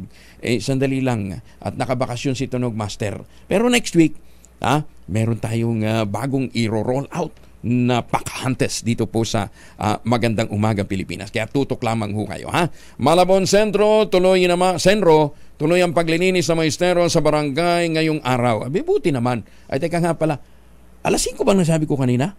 Kala ko kasi nasa Japan ako Advance kasi tayo ng 1 oras sa Japan Nahuhuli sila doon ng 1 oras. Ayan. Palusot pa. Nagkamali na nga Ang oras ho ay 9 na minuto na makalipas ang alas 5 ng umaga. Ayun. Salamat po sa ating mga suki Detalye ng balita mula kay Edwin Duque, RH23. Edwin, good morning. Buntag Peria, Angel, magtutuloy-tuloy ngayong araw ang paglilinis ng mga tambak na basura ng ang DNR at ang senro ng Malabo sa ilang estero sa lungsod upang mapanatili ang kalinisan at kaayusan. Ito ay bilang napakisa na rin ng lungsod sa kampanya ni Pangulong Bongbong Marcos na clean up drive dito sa buong barangay sa bansa. Mula pa kahapon ay unang ay sinagawa ang paglilinis sa pagsaayos ng mga katubigan. Katuwang ang DNR at ang NEO North Office Estero Rangers upang maiwasan ang pagbabara ng mga basura na sa umanong nagiging sanhi ng pagbaha kapag tagulan. Kabilang sa dami ng basura at ang Pinagsabugan Creek na nakakuha ng 15 na sako ng basura. Ang Tugatog Creek naman ay 20 sakong basura. Ang Malabon na Butas River, Barangay Tanyong ay 7 sako. Ang Sukol River sa Barangay Tunsoy, ang Malabon ang pinakamarami. 63 sakong basura ng tabak ang nakuha ng senro. Ayon kay Mayor Jenny Sandoval, bagamat nakabantay lagi yung dalawang ahensya. Pero may ilan pa rin naman ang ayaw sumunod at binabaliwala ang City Ordinance kaugnay sa programa ng gobyerno na maging malinis sa kapaligiran. Paalala ng senro sa mga residente na maging responsable sa sariling kapaligiran upang makamit ang malinis na simoy ng hangin at mailayo ang mga residente sa anumang uri ng sakit. Wala pa rin sa Crown sa Pilipinas, isa rin sa Kusares Quantuki. Edwin Duque, tuloy-tuloy sa pagbabalita, tuloy-tuloy sa serbisyo. Sama-sama tayo, Pilipino. Dagan salamat, Edwin Duque. Uy, happy birthday nga pala kay Ambassador Harry Angping. Ambassador Harry Angping, magandang umaga po sa inyo and happy birthday. Puti ho talaga ang buhok ni Ambassador Harry. Bata pa ho yan. Ilang taon ka ngayon na Ambassador? 51, 52? Anong 1952? Pambira kayo. Wala pa naman ganung edad si Ambassador Harry. Ambassador Harry Angping ng Maynila. Happy birthday. Ang sabi niya bukas pa. Mas mabuti na Ambassador. Maraming greetings para marami ring handa. Di ba? Ganon yun Pagka maraming greetings, maraming handa. Maganda Umaga Pilipinas. Kwentuhan ko muna kayo lalong-lalo na doon sa mga hindi pa nakakapunta ho ng Italia. Itinuturing ang Leaning Tower of Pisa sa Italy bilang isa sa 7 wonders of the world kasi nga po nakalin siya, nakatagilid. Itinayo ang Leaning Tower sa loob ng 177 years. Pero alam nyo bang aksidente lamang ang pagtagilid ng Leaning Tower of Pisa dahil o kaya ilang beses na natigil ang pagpapatayo nito. 1173 nang simula ni architect Bonanno Pisano ang construction ng tower kung saan pinaligiran niya ang unang palapag ng 15 columns ng white marbles na may blind arcs at classic capitals. Pero sa hindi inaasang pagkakataon na itayong tower sa unstable na subsoil. Kaya kinakailangan talaga yung soil testing. Kaya nagkaproblema ang arkitekto sa paglalagay ng ikatlong palapag. Yumuko ng 5 cm ang nasabing tower patimog silangan dahilan upang ihinto ang construction ng gusali. Pagkatapos ng 100 taon, kasi nagkagyera naman, ipinagpatuloy ni Giovanni Di Simone ang pagtatayo ng tower at sinubukang remedyohan ang inclination o pagkayukod nito. Sumalit na bigo si Di Simone dahil muling itinigil ang konstruksyon at matapos ang 6 na dekada si Tommaso Pisano naman ang nagpatuloy na naman ang pagtatrabaho. 1372, natapos niya ang konstruksyon ng Leaning Tower of Pisa upang matiyak ang katatagan ng sentro. Ay 6 na step lamang ang inilagay sa south side ng tuktok nito, habang 4 naman ang nasa north side. Ganong katagal 1835, ginawa ni architect Alessandro Girardesca ang unang restoration ng tower sa pamamagitan ng pag-alis sa muddy soil at pagpapalit ng marble surface. Pero humantong lamang ito sa lalong pagtagilid ng Pisa Tower ng 4.9 degrees hanggang naging 5.5 degrees noong 1990. Upang mapaigay ang katatagan ng bell tower, nag-install ang mga engineer ng modern monitoring device na magsisilbing tracker nito at naglagay din sila ng concrete ring sa pinaka-base ng tower sa north side. Sa pamamagitan nito, nababawasan naman ng 1% ang pagtigilid ng tower. Pero noong Disyembre lamang ng 1 taon, inilagay sa high alert ang Leaning Tower of Pisa upang protektahan ang mga tao sa posibleng pagbagsak nito. Maganda umaga, Pilipinas! Kaya dapat, sabi nga ng PBOX, di ba? Para matiyak ninyo na inyong mga lugar ay safe sa lindol, sa mga pagkasira na danahunan lindol. Gamitin ho ninyo yung kanilang app. How safe is my house? Ayan, i-check ho ninyo. Para lumindol man hindi, malaman ho ninyo kung yan ba tatagilid din, katulad ho ng mga naging pangyayari sa Leaning Tower of Pisa. Ayan. Nagpunta at nakapasok ako sa Leaning Tower of Pisa. Pero yun daw, pizza nila, walang kwenta. Aba, punta ka ng Taguig. Di ba? Taguig, ano nga yun? Pizzera? Yung kay Kuya James Navarrete. Masarap yun. Kuya James, magandang umaga ha. Maganda umaga, Pilipinas! Commercial nga muna tayo. Oras sa buong kapuluan. 15 minuto na makalipas ang 5:00 ng umaga. Pilipinas! 19 na makalipas ang 5:00 ng umaga. Buenos dias sa mga suki natin dyan ho sa Zamboanga at sa mga Pilipino ho dyan sa Mexico. Kumusta na ho kayo ha? Buenos dias! Alam ho ninyo, ang avocado pala, yan ay nag-originate talaga sa mga Aztecs dyan ho sa Mexico. Oo, kaya ang tawag ho nila sa avocado, ang ibig daw ho sabihin pala ng avocado ay testicle. Sa hugis daw kasi parang betlog, ano ha? Saka yung paborito nilang guacamole. Ang direct translation pala nun testicle sauce. Uy, kasarap kaya ng avocado. Kung sabi ho nila, complete food ho yan, ha? At saka alam ba ninyo ng avocado mas gusto na nakatayo siya sa mga gilid ng ilog? Kasi mas gusto nito ng matubig na lugar. Yan po ang avocado. Pero ang kakao, mas gusto nito lilim. Kaya ang ginawa ho naman ni Dr. Helen Tan, hinakot ho yung mga magagandang planting material ng kakao galing Davao, itinanim dyan po sa mga nyugan, sa ilalim po ng mga nyug, dyan po sa lalawigan ng Quezon. Ayan, kanina avocado. Ngayon naman ay kakao. Ayan.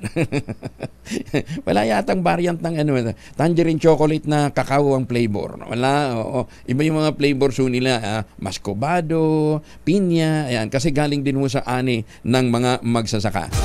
Ayan, suportahan po natin, tangkilikin po natin ang mga produktong gawang atin. Ang sabi nga po ni Dr. Helen, sino bang magmamalasakit sa Pilipino kundi kapwa Pilipino? Ayan, pakiusap po niya, suportahan po natin ang tangerine chocolate. Available sa 0919-0955-935 o dinikin sa tangerinechocolate.ph sa mga suki natin dyan abroad, ha? O, napakagandang programa po nito na pinalalakas po natin ang loob ng mga magsasaka na lalo pa silang magtanim sa pamamagitan po ng pag-ayuda sa kanila ng mga high value crops na katulad po ng kakao. Tangerine chocolate, yan po ay produkto ng mga magniniyog sa lalawigan ng Quezon. Tangkilikin ang gawang atin. Maganda umaga, Pilipinas! Grabe yung isang mister, pinunit ang pasaporte at boarding pass ng kanyang misis na OFW na paalis na sana habang ito ay nasa NAIA Terminal 1. Ginoyo yung misis, pinalabas, maghahag daw siya. Pagkatapos maghag, nung magkita sila, inagaw yung cellphone, inagaw yung boarding pass at saka yung passport, saka pinunit. Kinilala ang 31 anyos na OFW na si Myren De Taro Unato, na kaagad nagpasaklolo sa PNP Aviation Security Unit na nakabase sa airport. Lumitaw sa investigasyon, inabangan ng 34 anyos na si Jonard Banate ang kanya misis at pinigil nga po na makalipad ito pa Kuwait. Tumangging sumama sa kanya ang biktima kaya't inagaw nito ang pasaporte, pinunit, ibinalibag pa ang cellphone. Kwento naman ng kawawang OFW, nag-away sila ni Mister noong bagong taon. Kaya niya ito nilayasan at inireklamo niya rin ito ng pananakit tuwing nakakainom ng alak. Idinulog na ng PNP sa Bureau of Immigration ang kaso ni Unato pero hindi ito pinayagang makaalis kasi nga po nasira ang kanyang passport. Maganda umaga, Pilipinas! Ay, susme, ito mister na ito. Sana naman may ambag siya bukod sa pag-inom-inom. Di ba? Nagsiselos Pag-atake ng army worm na haraba sa lupain na magsisibuyas, lumalawak pa. Naku, ito yung binabalita natin kanina. Alamin natin ang latest mula kay Grace Sansano. Aris 25, Grace. Angel, dahil nga sa patinding pag-atake nitong army worm o harabas na mas kilala ng mga magsasaka sa tawag ng harabas, ay mas pinapalawak naman nitong mga magsasaka kung papaano nila ito aatakihin at mapamatay.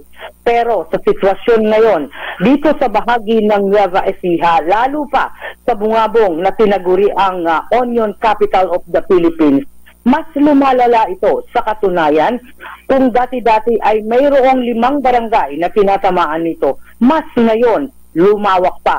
Ilan sa mga karatig bayan ng mga nagtanim ng sibuyas ay may ganito na ring sitwasyon.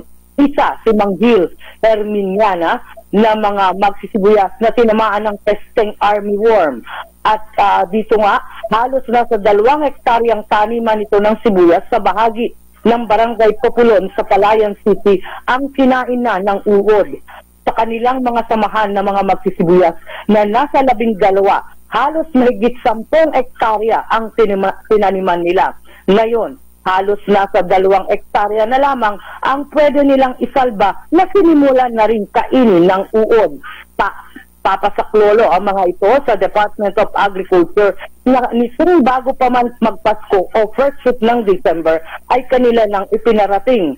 Wala pa raw silang inaasahan na tulong para nga sa ganitong sitwasyon.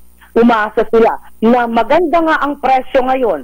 Naglalaro sa farm gate ng sibuyas sa tinatawag nilang pasingit na pagtatanim sa 70 hanggang 80 pesos kada kilo ng farm gate sa sibuyas na puti na unang inaani sa ngayon. Umaasa ang mga magsasaka na sila'y makakabangon sa tindi ng pilay na naman na kanilang dinanas. Para sa kauna-unahang himpilan sa Pilipinas, DZRH. Ito sa 825, Grace Vera Sansano, tuloy-tuloy sa pagbabalita, tuloy-tuloy sa serbisyo, sama-sama tayo, Pilipino. Maganda umaga, Pilipinas! Bali, dulog natin mamaya kay Secretary Laurel yan. Alam mo malo si Roger Navarro ng Pilmaise. Engineer Roger Navarro. Nasa DA din ho ngayon.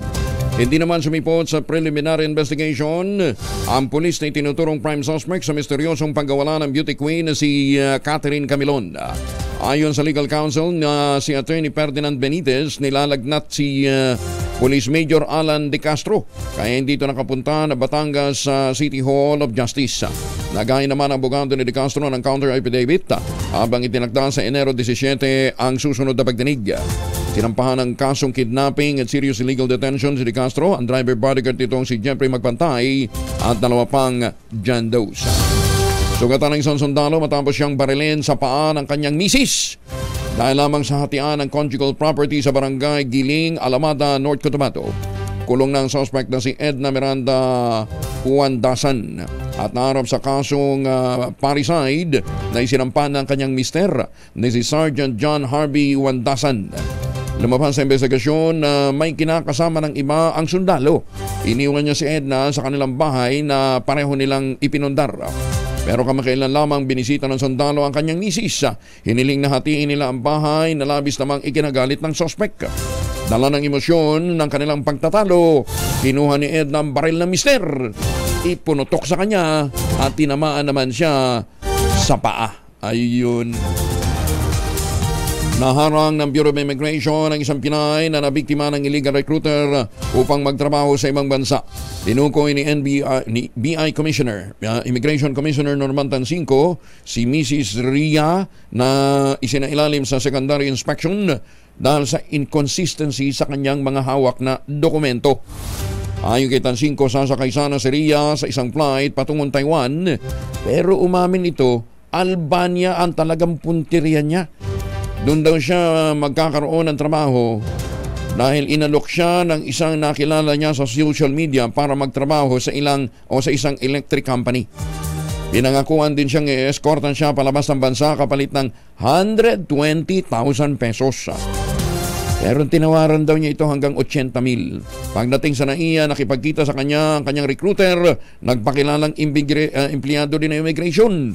Siningil pa siya ng karagdagang 10,000 piso. Pero tumanggi na siyang bayaran. Dila na siya nito sa pila ng immigration pero biglang nawala bago pa man siya maharang sa immigration counter. Nirefer na sa Interagency Council Against Trafficking ang kaso ni Ria upang mahuli ang illegal recruiter.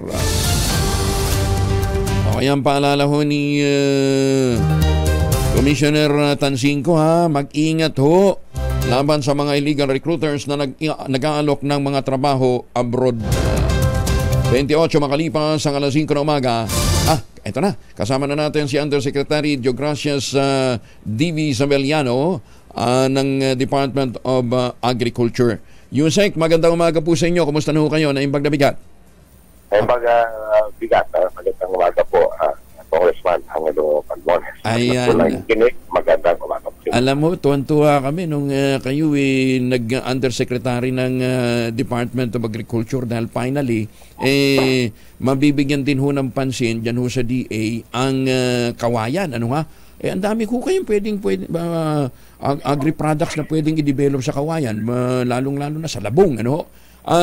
Kayo din po ang pangunahing may akda nung Kawayan Act. Yusek, ano bang nilalaman ng Kawayan Act in the first place? Well, yun po ay ang una-unang tinitingnan natin dyan, yung pagka-develop ng industry, tapos ma-institutionalize siya, dahil iulak po siya ngayon. So, kailangan mong palakasin natin to. Then, isa pa po dyan yung para naman mag-develop natin, para maging pakinabangan natin for export dahil malaking potential talaga para sa atin. Then, kailangan, dun sa act na yun, kailangan mag-develop tayo ng mga bamboo villages dahil dyan po, halos lahat naman ng barangay dito sa buong Pilipinas may kawayan. Alam naman ng tao kung paano gamitin, paano pagtanim, ano yung mga gamit niya. Then, kailangan po na yung ang tawag nito, yung Yung propagation. Yung propagation po. Propagation, mga nursery. Kaya yun ang isang kailangan natin dahil maganda yung potential ng kawayan, pero kulang naman tayo ng kawayan. Yun nga. So, kailangan yung lagi pinag-usapan nyo pag may meeting, kulang ng raw material. So, ito yung i-institutionalize natin, lahat na aspeto, lahat na ng government agencies na may pinalaman sa kawayan, pagsama-samahin na natin. So, may isang opisina kong hawak niya. Pero sa DA, ano ho yung mga initiative for bamboo propagation? Well, right now po, noong 2021 or 2020, nailagay natin sa DA as a high-value crop. Dahil nga, because yung labong, yung food, food aspect niya. So, ngayon, nandyan tayo. Yun ang isang sinusulong natin. Again, siyempre, from our side, yung sa GA kami, food ang tinitingnan namin. So, yung development ng labong. But you have to, kailangan na naman magtanim ka. So, lahat ko napupunta sa basic na ang gagawin muna, magtanim, mag-establish ng nursery para mapadami natin. Marami kasi hindi nakakaintindi. Yung labong ho, kailangan talagang i-harvest. Kasi sa isang clump, napakarami ho yung lumalabas na labong, sayang din. Kasi mamamatay din naman yan. Mamamatay hindi tutuloy, kaya kinakailangan. Pero kailangan ituro din ho natin sa mga magsasaka yung tamang pag-harvest ng labong para ano din, baka mamaya ubusin naman nila, di walang lumaking pole. Pero ang daming byproducts na ho kayo ng labong. Meron ng labong bamboo flour, di ba? Panggulay, panglumpia, ang dami ho, ang daming pakinabang. At saka yung health properties niya,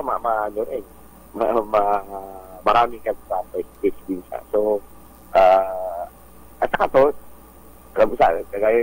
pero may mga agalig po, yung kinan natin dyan, yung may mga bayan-bayan din na dahil nga hindi na sila naituro yung development ng labong, meron silang mga ordinansa na dapat magkuha ng mga labong. May mga ganun din. Ganun ba? So, kailangan meron mga ganun. Anong taon? Parang sa amin sa Ilocos, hinuhuli nga nila mga naglalabong. Ganun? Oo. So, kailangan maturuan sila. Yung proper harvesting, para hindi naman makumpong. Tira ng tira. Putol na lang ng putol. Opo. Lalong-lalo na yung giant bamboo. Ako, pagka nakita ho ninyo yung labong, siyang laki ng hita. Oo nga. ang daming lumpia po pwedeng gawin dun.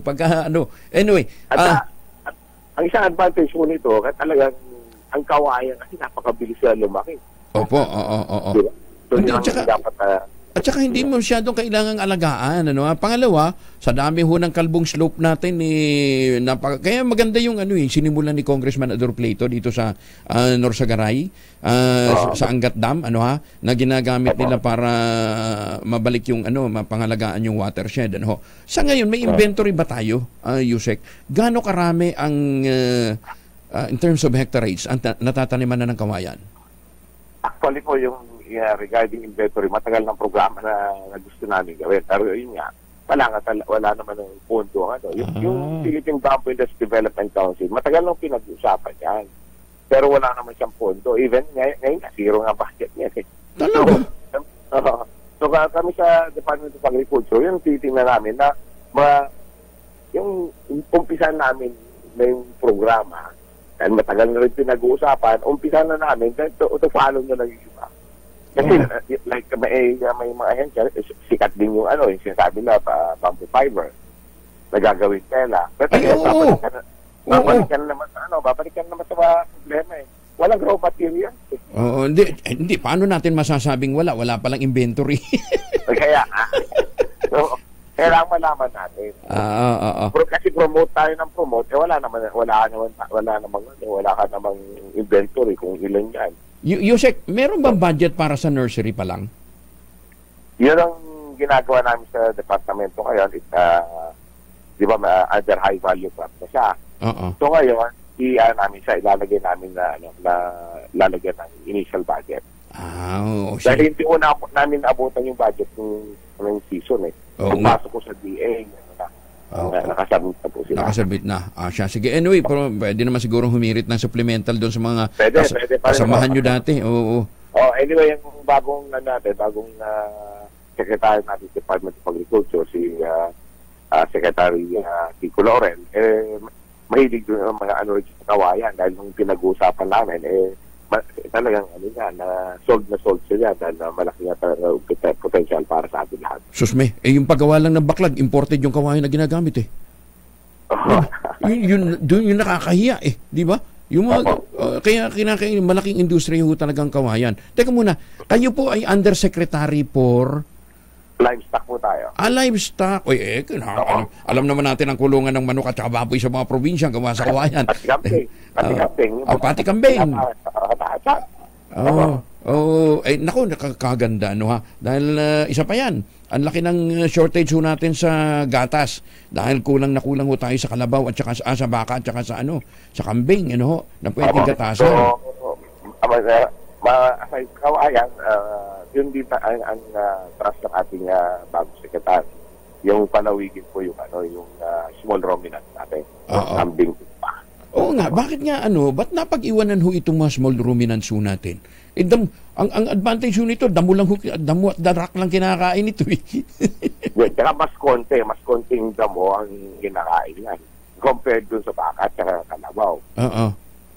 So yun ang isang tinitingnan namin na palalawigin na yung programa for yung Department of Agriculture. Para naman meron tayong alternative sa pagkukunan ng karne. Ay, pagka-ready na ho kayo dyan, Yusek, tungkol ho sa mga programa natin sa small ruminants, timbrihan nyo lang ho kami nang ma-educate ho natin yung ating mga kababayan. Opo. May mga ginagawa na kami programa and nilalatag natin po itong next few months. Kasi nakalulungkot dito yung mga ang programa pa rin ho ang pag-aalaga pa rin ng kambing no, sa mga maraming probinsya, yung detali pa rin. Mahirap po yun dahil mas nai-expose sa risk ang kambing kapag isinusuga lang natin. Mas maganda yung nakakulong siya at sinusuplayan na lang natin ng maayos na pagkain para maganda din yung milk na napoproduce. May basic po na isang dyan na yung kambing huwag mong palabasin ng before 9 o'clock ng umaga. Kasi nga yung mga yung hamog nag-develop po ng mga parasites yun ang kakainin sila. So dapat mga after 9 o'clock para para tuyo na yung damo. Wala na mga parasites. Okay, taho ninyo. Kuminsan, dahil maaga din ho nagpupunta sa bukid yung magsasaka, maaga niya rin sinusuga. Marami rin. Pero yung kakainin ng kambing, marami pa. May mga parasites whatever. Siya, sige. Basta balitaan niyo ho kami pagka ready na ho kayo, Yusek. In the meantime, again, congratulations ho dito sa inyong pagsusulong ng Kawayan Act. Alam ko nung nasa Congress kayo nagpasimula nito eh. Kayo nila Dr. Tesoro ang mga promotor nito eh. Kaya hindi. Si Dr. Tesoro, pag nakikinig po siya. Nakikinig ho yun ngayon. Alam niyo naman yun retired but never tired. Ayan, Ayan, Yusek, maraming salamat at kumusta nyo lang ho kami kay Ma'am Dina. Maraming salamat din po sa lahat po na nakikinig. Magandang umaga. Si Justy Agnina, si Undersecretary D.V. Sabeliano ng Department of Agriculture. Totoo yun, no? Yung kambing, pagka mahal-mahal ho, hindi naman pulutan lang yun. Ano ba? Pero alam mo ninyo, napakagandang source ho yan ng gatas. Kaya lang, kasi nga po sa kawalan ho natin ng sapat na programa, at saka hanggang ngayon ang practice ho natin, sinusuga pa rin natin Di ba? May mga makabagong teknolohiya na ngayon, may makabagong protocol na ho ngayon sa pag-aalaga ng kambing. Di ba? Okay pa rin yung kung malawak ang grazing land mo, okay lang yan. Pero kung ang igigrazing mo yung bakura ng kapitbahay mo, awa yan. Maganda umaga, Pilipinas! 20 minutos bago mag-ACS ng umaga. Palmones, maganda umaga, Pilipinas! Alas 5:45, doon sa mga bagong gising, pupungas-pungas, parang hindi magandang tulog ho nila. sakit ulo, pagharap ng salamin, walang glow. Hindi kasi kayo nag-uultabayo. Mag-ultabayo po ang kauna-unahang postbiotic food supplement na inirekomenda ng mga doktor at rehistrado sa Food and Drug Administration. Sabi nga ni Doc Mabel, nakakausap po natin sabi niya, para maganda daw ang gising mo, kinakailangan maganda tulog. Paano ka magkakaroon ng magandang tulog kung napuyat ka nung nakaraang gabi, marami kang inasikaso, nag-review. Ayan, kaya kinakailangan mo talaga ng Ultabayo. Ang Ultabayo po ay tumutulong para ma-achieve nyo yung lalim ho ng tulog, yung stage 4 ng tulog. Yan talagang nananaginip ka na ng maganda. Ayan, ha? Kung hindi magandang panaginip, bangungo tawag doon. Pero ito para maganda, kailangan kasi para maiwasan natin ang iba't mga karamdaman na kinakailangan napapahinga yung ating katawan. Dahil habang natutulog tayo ng mahimbing, naglalabas naman ng mga toxin yung ating katawan at ang ating isip. Ayan, ha? Ang Ultabayo po ay available sa Mercury Drug Store, sa Amesco Drug sa Davao at Cotabato, gayon din po dyan sa iba pa hong mga butika, ha? Sa Zamboanga, ano nga ba yun? John's Pharmacy ba yun? Anyway, kung kayo ay may mga concern, may mga tanungan kayo tungkol po sa Ultabayo, mag-text kayo sa 0917-110-6580 dahil meron po silang mga medical experts na nakastambay para sumagot sa inyo pong mga tanong. Available din pala sa Lazada at Shopee. Ayan, ha? Basta siguro din ninyo galing po ang inyong bibilihing Ultabayo mula sa Theoxis Health Ventures. Sa panahon na stressful ang buhay, kailangan natin ng kagapay. Diyan po pumapasok ang tulong sa atin ng Ultabayo, ang kauna-unahang postbiotic food supplement na rehistrado sa Food and Drug Administration. PNP planong magsampa pa ng dagdag na kaso laban kay Army ex-General Macanas. Detalye na balita mula kay Bal Gonzales, RH5. Bal. Good morning, Kuya Angel. Pinag-aaralan na rin ng Philippine National Police ang pagsasampa ng inciting to the sedition case o inciting to sedition case laban kay dating AFP General na naging vlogger na si Johnny Macanas Jr. Ito'y kasunod ng porsigidong hakbang ng pambansang pulisya para mapanagot sa batas ang mga individual na walang habas kung magpakalat ng paninirag gamit ang social media gaya ni Macanas. Ayon kay PNP Chief Police General Benjamin Acorda Jr., pinag-aaralan na ng PNP legal team ang mga nalabag ng dating general, lalo na ang national security ng bansa. Samantala, Kuya Angel, matapos na sampahan ng kaso ni General Acorda sa Quezon City Prosecutor's Office, ay pinalitan na ngayon ni Macanas ang caption o titulo ng kanyang mapanirang post sa YouTube. Imbes na PNP and AFP generals convincing PBBM to resign, ay pinalitan na niya ito ng tumarami tao convincing PBBM to do the right thing. Inalis na rin nito sa kanyang post ang larawan ni na General Acorda at AFP Chief Romeo Brownor Jr. Para sa kauna-unahan sa Pilipinas, DCRH, ako naman, Val Gonzales, tuloy-tuloy sa pagbabalita, tuloy-tuloy sa serbisyo. Sama-sama tayo, Pilipino. Doon medyo sabi talaga yung vlog na yun ni General Macanas, yung gumamit ho siya ng mga picture ng kung sino-sino. Anyway, tsaka walang basihan Ang sinasabi niya, may nag-text lang daw sa kanya, may nag-forward lang daw sa kanya. Pero kumakalat pa rin lalong-lalo na ho sa Viber. PNP, iba na pala. NEDA, Thailand, tinalakay naman ang posibleng pamumuhunan para sa renewable energy at sa agrikultura. Detalye ng balita mula kay Edniel Parosa, RH52. Edniel. Good morning, Kuya Angel. Tinalakay ng National Economic and Development Authority at ng Embahada ng Thailand ang posibleng pagpapalawak pa ng mga negosyo ng dalawang bansa sa teritoryo ng isa't isa. Nag-courtesy call si Thai Ambassador to the Philippines Toll Treasurer, kay NEDA Secretary Arsenio Balisacan, kung saan pinag-usapan ng dalawa ang mas malapit pang relasyon ng dalawang ASEAN country. Binati ng opisyal ng Thailand ang NEDA matapos maitala ng Pilipinas ang pinakamababang unemployment rate mula 2005 at ang pinakamataas namang gross domestic product sa buong Timog Silangang Asya. Kaugnay nito na ay may sapulong ang interes ng Thailand para mamuhunan sa ilang industriya ng Pilipinas gaya sa renewable energy at agrikultura. Gayunpaman, hindi na nabanggit kung paano pa magkakaroon ng programa itong Thailand, partikular na sa agricultural sector na kontrobersyal dito sa bansa. Plano rin ng kapitbahay na bansa na magtayo ng direct flight link sa pagitan ng Filipino at Thai International Airport. Sa bahagi naman ni Balisacan, masigla siyang umaasang nakaambag ang Thailand sa ambisyon natin 2040 target at programa na rin ng Administrasyong Marcos Jr. Para sa kauna-unahan sa Pilipinas, DZRH, ito si Edniel Parrosa. Tuloy-tuloy sa pagbabalita, tuloy-tuloy sa serbisyo. Sama-sama tayo, Pilipino. Maraming salamat, Edniel. At hihilingin nga ng House Committee on Transportation kay Pangulong Bongbong Marcos na muling ipagpaliban sa January 31 deadline para sa PUB Modernization Program.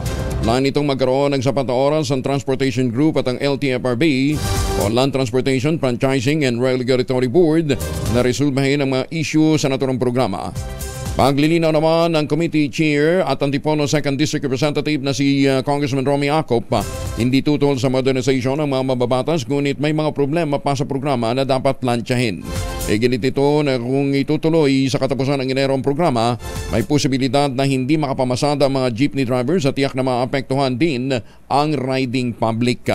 Inaasahang may susumite ang resolusyon ng komite para sa pagpapaliban ng deadline ng PUB Modernization sa susunod na hearing. Umarangkada na ang pambansang pabahay para sa Pilipino program ng gobyerno sa Metro Manila. Ayon kay Housing Secretary Jose Rizalino Acasar, itinayo na ang 170,000 unit o 55 projects ng Department of Human Settlement and Urban Development sa iba't ibang lokasyon sa Kalakay, Maynila.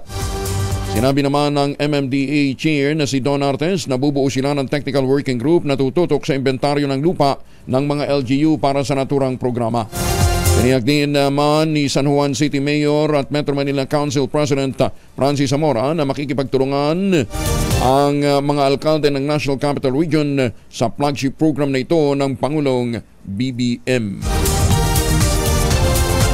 And speaking of housing, kung naghahanap po kayo ng magandang bahay dyan po sa Central Luzon, huwag nyo kalimutan yung proyekto po ng Westchester Realty. Ang pinakamurang ready for occupancy units ngayon ay nandyan po sa Severa Bacolor, Severa Mabalacat at saka sa Mira. About 20,000 pesos all-in down payment, pwede pang hulugan. 5% lamang po yung down payment na yan na pwede hunin yung gives. Napaka-easy po yung term na ino-offer po sa mga mamimili. Eto pa ang catch. Hanggang January 15, wala po silang price increase. Kaya ano pang iniintay po ninyo? Ito pa rin ang pangarap na magkaroon ng sariling bahay sa presyong abot kaya. Makipag-ugnayan sa 0996-501-5555 o dili kaya sa 0947-434-5555. Sabi nga ni Ginoong Nico Valencia, stop renting, start owning. Diba? Kasi kayang-kaya naman ninyo. Diba? 0996-501-5555 o dili kaya sa 0947-434-5555. Ito pa rin ang pangarap na magkaroon ng sariling bahay sa presyong abot kaya plus a chance to win at 342 sa mga Asian destinations na katulad ng Thailand, Taiwan, Japan, Hong Kong at Singapore. Kung ngayon ho kayo magpapareserve. 0996-501-5555 at 0947-434-5555. Magandang umaga, Pilipinas! 6 na minuto na lamang bago po mag-ACS ng umaga. Kasama si Kuyang Angelo Palmones. Magandang umaga, Pilipinas! Nasibak na sa serbisyo ang 76 na mga pulis noong isang taon. Ayon kay Interior and Local Government Secretary Benhur Abalos Jr., may 681 na mga investigasyon o investigation report ang NAPOLCOM laban sa mga pasaway na mga pulis. Sa nasabing bilang 89 din ang na-demote, 93 ang nasuspende, 11 naman ang napatawan ng parusa. Noong 2023, nanawagan si Abalos sa mahigit 950 na mga police colonel at mga general na maghain ng courtesy resignation upang bigyan daan ang paglilinis sa hanay ng pambansang pulisya. Matagumpay ang kauna-unahang rotation at resupply mission ng Philippine Coast Guard sa West Philippine Sea ngayon 2024. Ayon kay Coast Guard spokesperson Rear Admiral Arman Balilo, kahit pa binuntutan na naman sila ng ilang barko ng China Coast Guard, partikular na yung BRP Cabra at BRP Sindangan. Hindi naman malinaw kung may nangyaring insidente o konfrontasyon na naman sa pagitan ng mga barko ng Pilipinas at China. Sinabi pa ng Commandant ng Coast Guard na si Admiral Ronnie Hill Gaban, isinagawa ang resupply mission sa Lawak, Panata at Pag-asa Island mula Enero 3 hanggang Ano kayang ginawang diskarte doon, ha? At hindi ho sila nahalang, ha? Inunti na naman ni Vice President at Education Secretary Sara Duterte ang pananambang sa Education Program Supervisor ng Isulan Central School sa Sultan Kudarat. Umapila ang Vice Presidente sa mga otoridad na magsagawa ng malalimang investigasyon kaugnay ng pamamaril at tiyaking mapapanagot ang utak sa krimen. Matatandang nakaligtas sa pag-atake ang 51 anyos na si Eric Balancio, pero sagutan naman ang kanyang misis na si Noreline. Mabilis na tumakas sa mga suspect at inaalam pa ng otoridad ang motibo sa naturang pananambang. Paano po? Paalam na muna tayo. Kuya Angel po, si Angelo Palbones, nag-iwan sa inyo na isang magandang umaga. Maraming salamat sa inyo walang sawang pagsubaybay, pakikinig at pagtitiwala.